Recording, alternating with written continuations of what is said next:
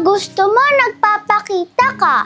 Alam ko na yung totoo, na hindi ka totoo. Kanina masaya, tas ngayon malungkot. Ano ba talaga? Dami kasi nangyayari eh.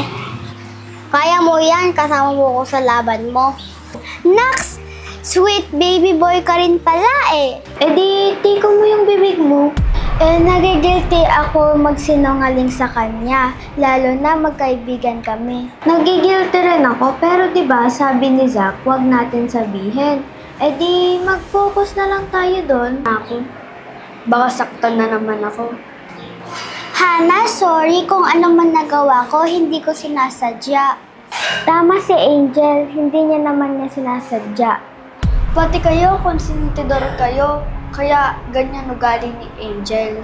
Hindi namin tinotolerate si Angel. Pati ikaw naman mali. Oh, anong nangyari sa'yo? Bakit malungkot ka? Zach, iniiwasan ata ako ni Zia at Dahlia.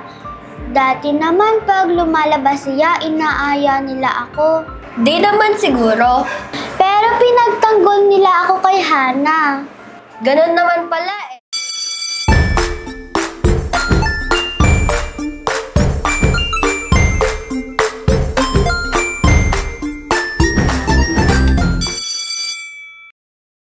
Mamaya punta ka sa amin, ah. Titignan ko kung papayagan ako ni Mami. Elise, Bianca, may dapat kayong malaman tungkol kay Angel. Bakit? Anong nangyari kay Angel? Lalo ka na, Bianca, dapat mong malaman. Ano? Ano dapat kong malaman? Baka gawa-gawa mo lang yan, Nana. Hindi ko gawa-gawa lang to. Si Angel, nababaliw na siya.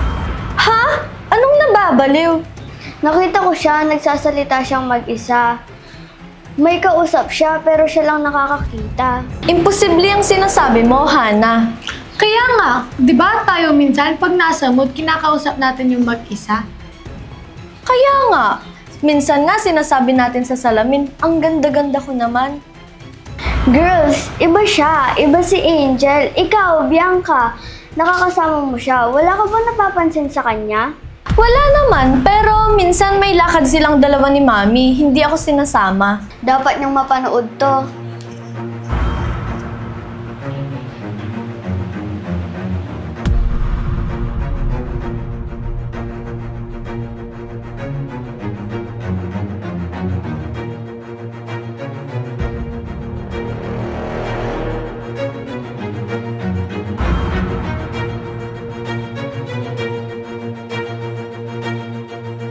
Kita niyo na? Iba yung kinikilos ni Angel, nababaliw na yung kapatid mo, Bianca.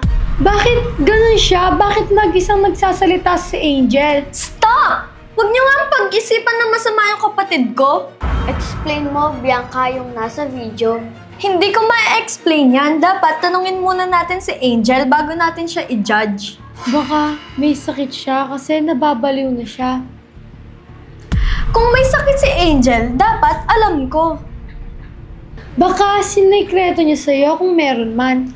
Di naman gagawin sa akin yun. Dapat alam ko yung nangyayari sa kapatid ko.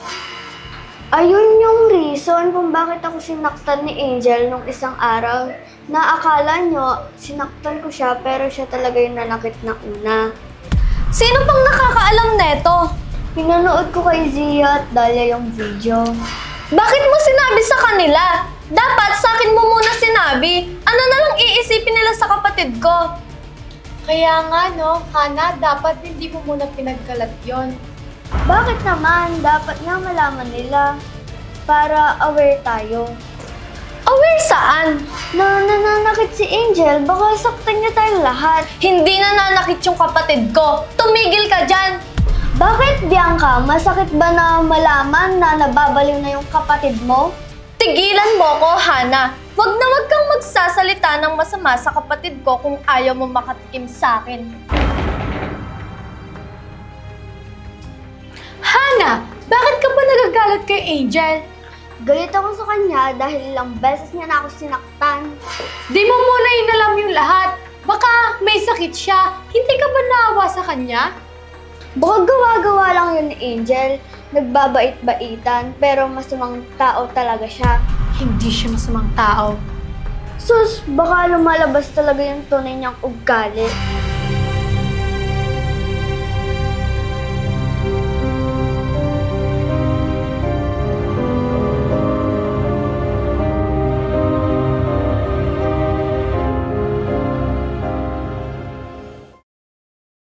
Zach, okay na ba si Angel? Kamusta na siya? Wala pa akong balita, pero sabi sa akin ni Tita Jane gumagawa na daw ng paraan yung mga doktor para gumaling si Angel. Grabe no, nakakaawa si Angel. Kung di man nangyari yung aksidente, hindi yan mangyayari sa kanya. Akala ko naman okay na si Angel. Meron pa palang trauma yung brain niya. Kaya tuloy nagkaroon siya ng bad personality. At yung nakikita niya yung imaginary friend niya, kawawa no? Paano pag nalaman niya na hindi totoo? Ano kaya magiging reaksyon niya? Sigurado malulungkot siya. Kaya kayo, huwag niyo muna ipagkalat yung sakit ni Angel kasi ayaw niyang magiba yung tingin sa kanya ng mga ibang tao. Pero Zach, ayaw niya naman mangyari yun sa kanya, di ba? Ayaw niyang maging masama, di niya lang makontrol. Sabihin na kaya natin sa iba para pag nangyari yan kay Angel, maintindihan nila. Huwag muna natin siyang pangunahan. Yung magagawa muna natin is tulungan siya, alalayan siya, ipagtanggol siya. Yun muna yung magagawa natin. Kung sino pa yung mabuting tao, siya pa yung nakakaranas ng ganyan. Kawawa si Angel. Sana hindi ipagkalat ni Hana yung video ni Angel.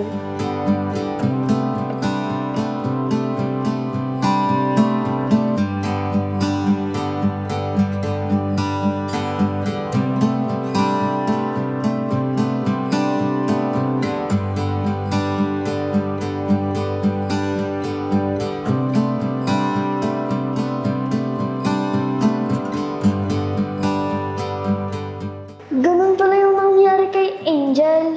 Pinagkalat ko pa naman yung video niya at pinagmukha siyang masama. Kawawa pala siya. Kailangan kong mag-sorry kay Angel.